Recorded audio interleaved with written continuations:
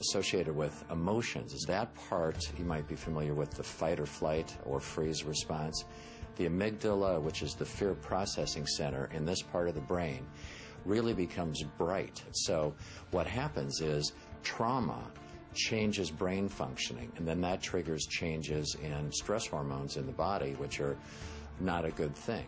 It's crucial to be able to recognize and express any kind of pain. Without that, it stays with us, it lodges in the body, and it causes us to react, to live unconsciously. The unresolved issues that people have in their bodies, their emotions, has an absolute direct correlation with their physical bodies, their health and their well-being, their expression of wellness overall. They think that their health is somehow separate from their emotions. They are intimately connected. Obesity, diabetes, heart disease, and cancer, they're all the result, significantly, of chronic, unprocessed, inflammatory molecules that have their correlates in the psychological world of chronic, unprocessed emotions and experiences.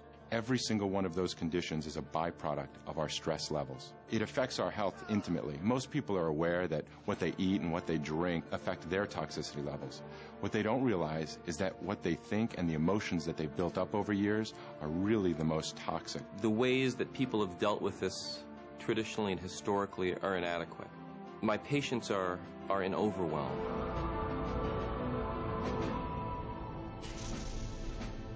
This is not New Age mumbo-jumbo. This is actually hard science. The science here now is indisputable, that thoughts, that emotions affect the organs of the body. We have to be mindful with every single thought that we have every single day. How do we want to create our heaven or our hell? How do we treat one another? Because we are the source of everything within us. There is a poem by Rumi called The Guest House, which in many ways describes the human journey. This being human is a guest house. Every morning a new arrival, a joy, a depression, a meanness, some momentary awareness comes as an unexpected visitor. Welcome and entertain them all. Even if they are a crowd of sorrows who violently sweep your house empty of its furniture, still treat each guest honorably. He may be clearing you out for some new delight. The dark thought, the shame, the malice, meet them at the door laughing and invite them in. Be grateful for whoever comes, because each has been sent as a guide from beyond. Repressing our anger may seem like a good solution, but pretty soon we run out of places to hide. Divorce, stress at work, financial trouble or tension within our families provoke the shadow until finally it erupts. The ancient Vedic text known as the Bhagavad Gita states that man should discover his own reality, not thwart himself, for he has himself as his only friend or as his only enemy. But if he rejects his own reality, the self will war against him.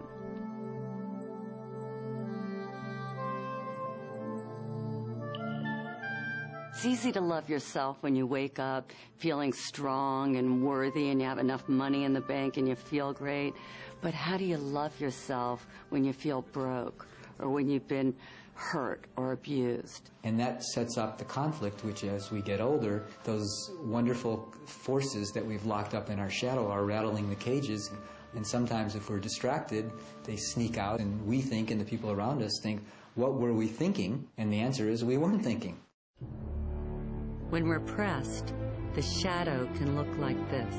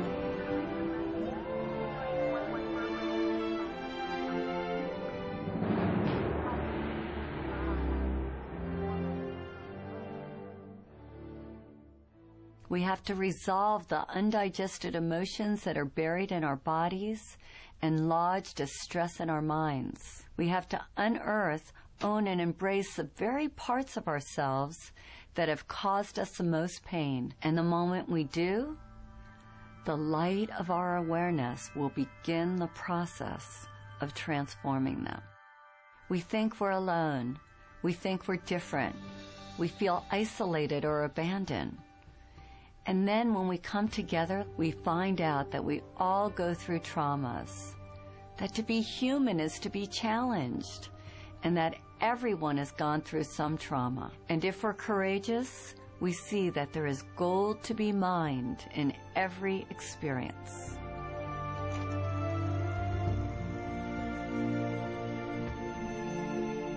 It's very interesting because I don't remember a single day where my mother was not drunk, and I had to live through this.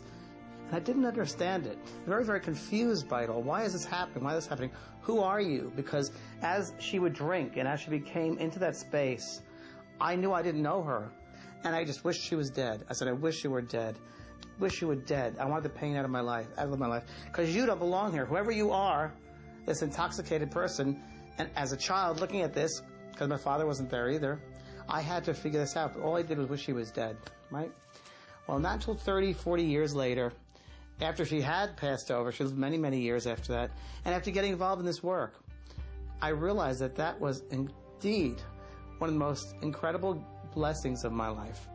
I learned from that situation about compassion, and I learned about forgiveness. And that's a pretty big one to have to learn about forgiveness.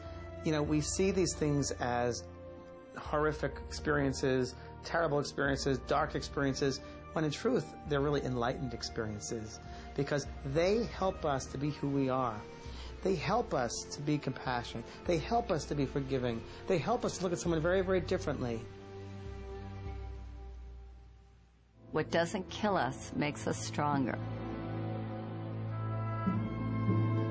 At a certain point in life, it's about saying, I have been through what I've been through. I've succeeded in some ways, perhaps, but I've also failed in some ways. I've been strong at times, but I've also been weak at times. I've gotten some things right, and other things I've gotten wrong. And some things have gone well for me, and some things have been damn awful. The issue is, what am I going to do with all of that? Two people can go through the exact same situation on an external level, but internally they do two completely different things with it. That's why we read incredible stories about people who went through the Holocaust or people who were victims of genocide and yet they survived. And yet they go on to live extraordinary lives. And then you meet other people who went through a fraction of that in terms of an internal trauma, but they stay stuck in it forever. We begin to ask ourselves, what am I getting from staying stuck there? What am I avoiding from staying stuck there? And what we are avoiding is the greatest challenge of all, and that is to be who we can be in order to serve the world. I asked a few people to share their own shadow stories. Some of them are complete, others are ongoing. All of them are portraits of a fearless commitment to transformation. Sui is like that beautiful combination of a miracle. That part of her that she deems so worthless and unlovable actually comes bearing the greatest gifts and makes her the shining light that she is today. The pain that I've been carrying throughout my life was the pain of believing that I was abandoned by my parents because I wasn't pure enough. I'm actually mixed in terms of, half Japanese.